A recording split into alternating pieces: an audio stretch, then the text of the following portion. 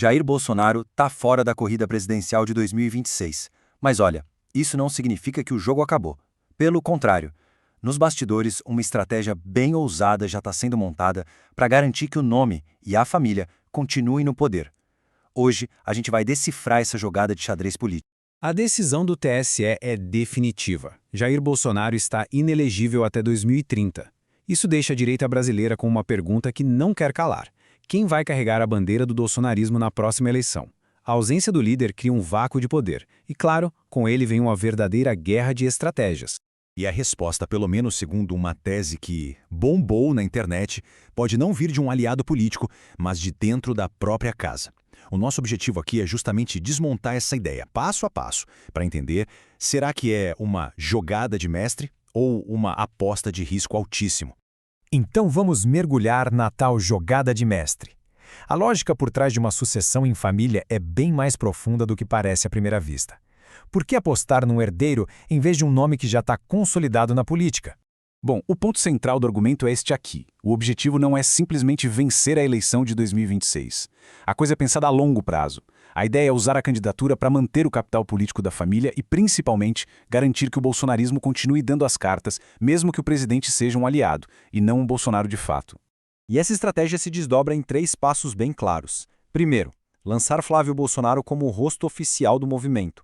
Segundo, usar essa candidatura, digamos, puro sangue, para obrigar outros nomes da direita, como Tarcísio, a negociar, a se alinhar.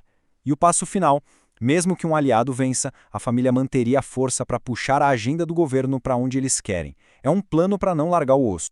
E essa escolha toda acaba expondo uma tensão que já existe e é bem forte no campo da direita brasileira. É um debate que vai muito além dos nomes, sabe? Ele mexe com a própria identidade do movimento. Essa comparação aqui ilustra o conflito perfeitamente. De um lado, Tarcísio de Freitas, o governador de São Paulo, visto como um gestor técnico, eficiente, que consegue conversar com um eleitorado de centro-direita mais amplo. Do outro, Flávio Bolsonaro, posicionado como herdeiro ideológico, o guerreiro que fala direto com a base mais fiel do bolsonarismo. E para os defensores dessa estratégia, um bom gestor, por si só, não dá conta do recado no cenário atual. A lógica é que a direita enfrenta uma espécie de ditadura e, por isso, precisa de alguém disposto a ir para o combate ideológico com tudo. Nesse xadrez, o Tarcísio seria o gestor, mas o Flávio seria o cara que compra a briga. E aqui tem um detalhe bem importante da estratégia. Flávio não é apresentado só como um radical. A ideia é vendê-lo como um Bolsonaro mais moderado, um político experiente com mais de 20 anos de carreira que conseguiria, em tese, manter a base engajada e, ao mesmo tempo, construir pontes com o centro, algo que o pai dele teve bem mais dificuldade de fazer. Ok, a teoria da estratégia, a jogada de xadrez, parece bem desenhada, né? Mas toda estratégia precisa passar pelo teste da realidade, a opinião do eleitor. Então, chegou a hora de confrontar essa tese com os números. E aqui a gente chega na pergunta de $1 milhão. No papel, a estratégia até faz sentido para quem a criou. Mas e na prática? O que as pesquisas de intenção de voto estão dizendo sobre essa aposta toda? Pois é, os números mostram um desafio e tanto. Esse gráfico, com uma média de pesquisas recentes, mostra o Lula com uma liderança sólida. O Tarcísio aparece como o candidato de direita mais competitivo hoje. Já o Flávio Bolsonaro, que é o nome central da nossa análise, aparece bem atrás. O número para a gente ficar de olho é este aqui, entre 7% e 18%. Essa é a fatia do eleitorado que hoje diz que votaria no Flávio. Quem defende a estratégia diz que esses números são de agora, que é cedo, e que não refletem o potencial de transferência de votos do pai. Mas, numericamente falando, a escalada é bem íngreme.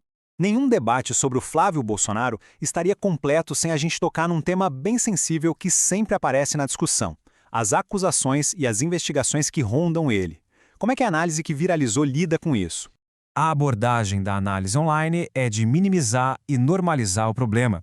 A citação basicamente diz que acusações são normais na política, cita até outros casos e conclui que isso não seria um fator que decide o voto.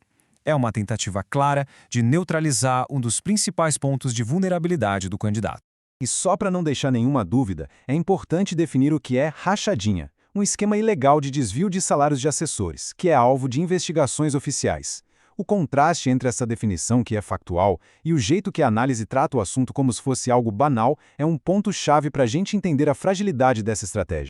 Agora vamos dar um passo para trás e olhar o quadro completo. O que essa decisão, se for mesmo confirmada, significa para o futuro do movimento de direita no Brasil? Essa escolha coloca dois princípios bem importantes em rota de colisão. Para entender essa aposta, é fundamental lembrar como nosso sistema eleitoral funciona. A existência de 2 turnos permite esse tipo de cálculo. A tese é a seguinte: mesmo que Flávio e Tarcísio saiam separados no primeiro turno, o candidato de direita que passar para o segundo receberia o apoio automático do outro. Assim, as forças se uniriam contra a esquerda. É uma estratégia de dividir para somar lá na frente. E este aqui é o cronograma dessa aposta toda. A inelegibilidade do Bolsonaro em 2023 deu a largada. A estratégia prevê um anúncio do sucessor lá para o final de 2025 para esquentar o debate. E o teste final, claro, vai ser em outubro de 2026, quando as urnas vão dar o seu veredito. Então, para resumir a ópera, o que a gente conclui disso tudo? Primeiro, que essa é uma escolha que parece colocar o legado familiar acima dos números das pesquisas. Segundo, ela escancara o grande dilema da direita. É melhor ser puro na ideologia ou ter mais chance de ganhar a eleição? E por fim, é uma jogada de risco altíssimo que aposta todas as fichas na União num segundo turno.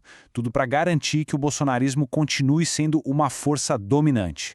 E a gente termina com essa provocação. Esse movimento que a gente acabou de analisar é uma estratégia familiar bem calculada para se perpetuar no poder ou é uma aposta arriscada que pode custar caro, dividindo a direita e, quem sabe, facilitando o caminho para os adversários?